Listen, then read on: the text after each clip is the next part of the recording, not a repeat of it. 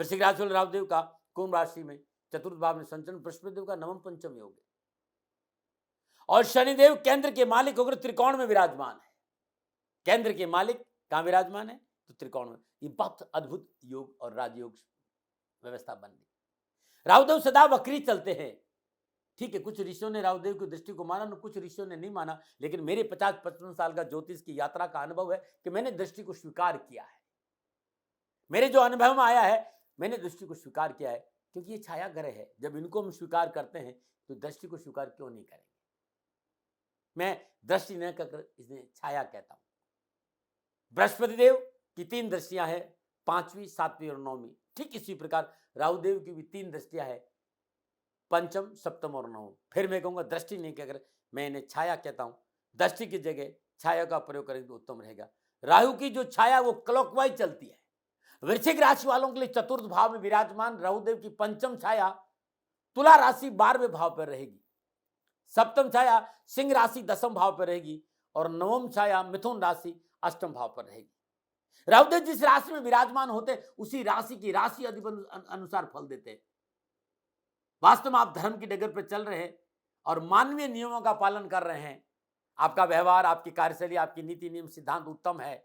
भले ही राहुदेव चतुर्थ भाव में अच्छे फल नहीं देता, लेकिन राहुदेव यहां शनिदेव की मूल त्रिकोण राशि कुंभ में संचरण कर रहे हैं और शनिदेव शम त्रिकोण पंचम भाव में संचरण कर रहे हैं। तो ध्यान रखिएगा, राशिदेव जिस राशि में बैठते हैं उस राशि अधिपति के अनुसार फल देने। तो ये जो राशि का संचरण है राहुदेव का, ये उत्तम लाभ और सफलता से भरा रहेगा, क्योंकि कर्म फलदाता शनिदेव की राशि में मूल त्रिकोण राशि में राहुदेव का संचरण, शम की राशि भी उनकी कुंभ है। कर्मों में शुद्धिकरण, कर्मों में विश्वास उत्तम चाहिए। बस पवित्रता और परिशुद्धता का ध्यान रखिएगा। सकल पदार्थ है जगमाई, कर्महीन नर पावत नाई।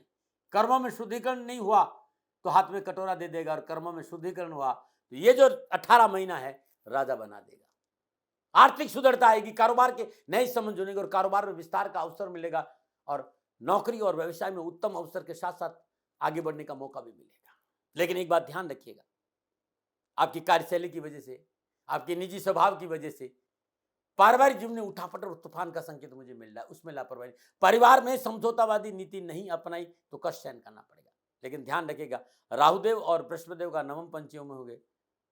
बृहस्पतिदेव कहीं ना कहीं राहुदेव को कंट्रोल करते रहेंगे और आपकी आर्थिक, आपकी पारिवारिक और सामाजिक सुव्यवस्था को मेंटेन करने का प्रयास करेंगे। लेकिन बहुत जरूरी है वृश्चिक राशि वालों, समझौतावादी नीति, तर्क से बनना, विवाद से बचना, अग्रेशन से बचना, शॉर्ट टेम्पर रहना, यह आपके लिए मुसीबत का कारण बनेगा।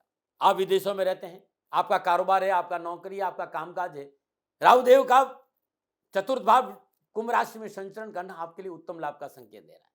आपके पास कामकाज को लेकर, नौकरी को लेकर, कारोबार को लेकर तनाव है, या आपके मेहनत और परिश्रम का पूर्ण फल आपको नहीं मिल रहा है, धन की प्राप्ति नहीं हो रही है, निजी जीवन में उठापटक है, या फिर आप विदेश जाना चाहते हैं या मल्टीनेशनल कंपनियों के साथ कोलैबोरेशन करना चाहते हैं, राहुदेव का संचरण आपके लिए सोने में सुहागा होगा।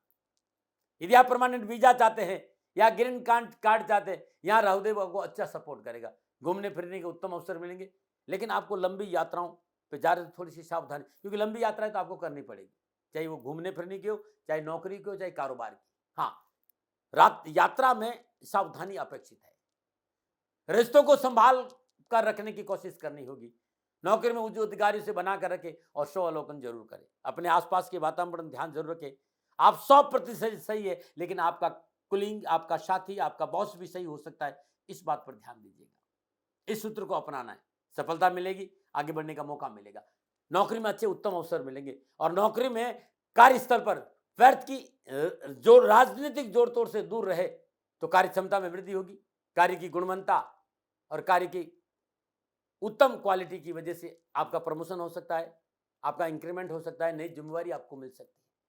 परिवार के साथ समझौतावादी नीति आपको अपनाना पड़ेगा, परिवार को साथ लेकर चलना पड़ेगा, अपने क्रोध पर काबू रखना पड़ेगा। मैं पुनः याद दिला रहा हूं कि आप सही है, लेकिन आपका साथी भी सही हो सकता है, इस पर आपको विचार करना पड़ेगा। आप युवा है, विद्यार्थी है, कैरियर, एजुकेशन, कामकाज, कारोबार, शिक्षा के क्षेत्र में आगे बढ़ने का पूर्ण उत्तम अवसर और लाभ मिलेगा। लेकिन स्वास्थ्य को लेकर थोड़ा सा सावधान भी रहेगा, खान पान में परिशुद्धता रखिएगा। इसके साथ ही आप फिल्म इंडस्ट्री में है, आप पत्रकारिता में, आप मीडिया के क्षेत्र में है, आप खेल के मैदान में अच्छा खेल रहे हैं, तो थोड़ी सी सावधानी जरूरी। रिश्तों को लेकर परिशुद्धता बहुत जरूरी है।